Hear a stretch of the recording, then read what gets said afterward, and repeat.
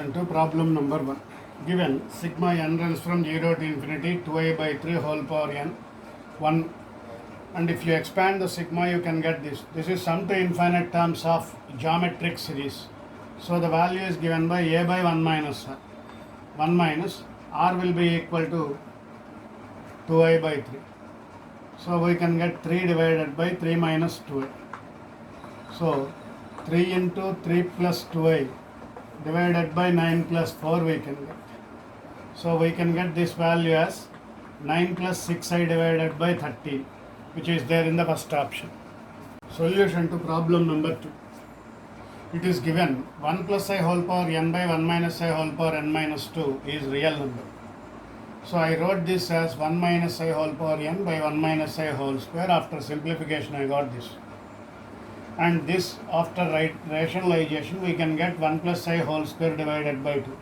1 plus I whole square will be 1 plus I square plus 2i by 2. 1 plus I square is 0. 2 will get cancelled. You can get this as minus 2i power n plus 1. If n is equal to 1, then this will be a real number. So the least value of n, which is real number, is given by least value of n, for which this particular value is real number, is given by n equal to 1. Solution to problem number 3.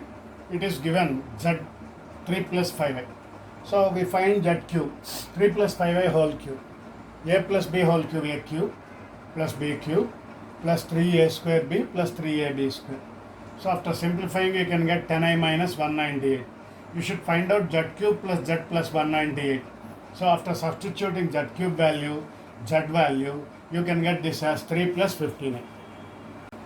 Solution to problem number 4. It is given a plus b minus I into 3a plus 2b equal to 5 plus 2i.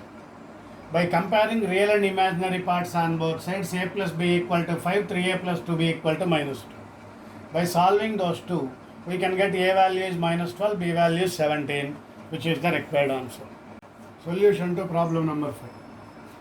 X plus iy whole cube is given by u plus iv. So a plus b whole cube a cube plus b cube plus 3a square b plus 3ab square. Now, if you compare real and imaginary part, u, this is one real part. Here you can get minus 3xy square. So, x cube minus 3xy square. If you take x as common factor, u by x as x square minus 3y square. Then, compare imaginary parts. If you compare imaginary parts, here you can get 3x square y minus y cube. So, by taking y as common factor, we got this. By adding these two, we can get 4 into x square minus y square. Solution to problem number 6. Given that 3 plus 2i sin theta by 1 minus 2i sin theta is purely real.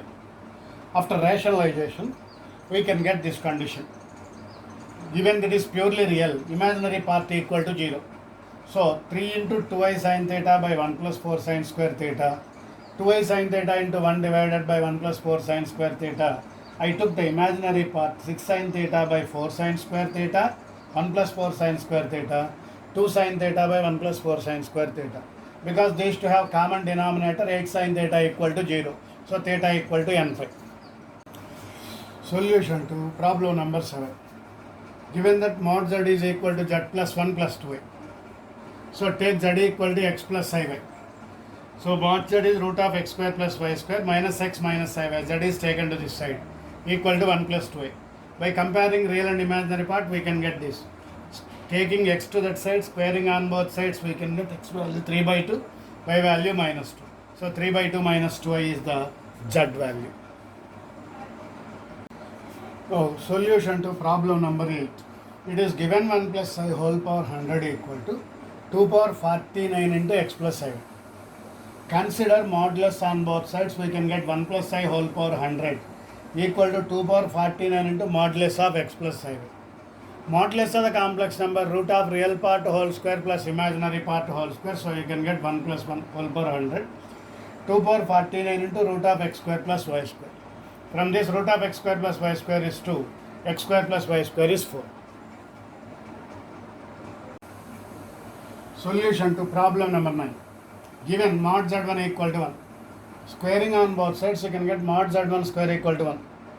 According to properties, mod z1 square can be written as z into z1 bar equal to 1. Similarly, z2 into z2 bar is given by 4. Z3 into Z3 bar is given by 9. This value is given as 12. So 9 is written as Z into Z3 bar. 4 is written as Z into Z2 bar. This 1 is written as Z1 into Z1 bar. From these three you can take Z1, Z2, Z3 as common factor. We are left with mod Z1 bar plus mod Z2 bar plus mod Z3 bar, which can be written as mod of Z1 plus Z2 plus Z3 whole bar. Mod Z is equal to mod Z bar. That is why I wrote mod of Z1 plus Z2 plus Z3 as 2, because mod Z1, mod Z2, mod Z3 are known as 1, 2, 3. By substituting, we can get modulus of Z1 plus Z2 plus Z3 equal to 2. Solution to problem number 10. Given modulus of this is equal to 1, so you get this after cross multiplication. Squaring on both sides, you can get mod Z whole square.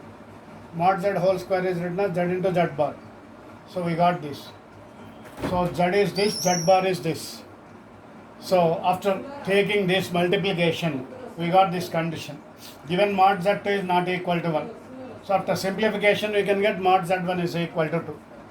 Solution to problem number 11.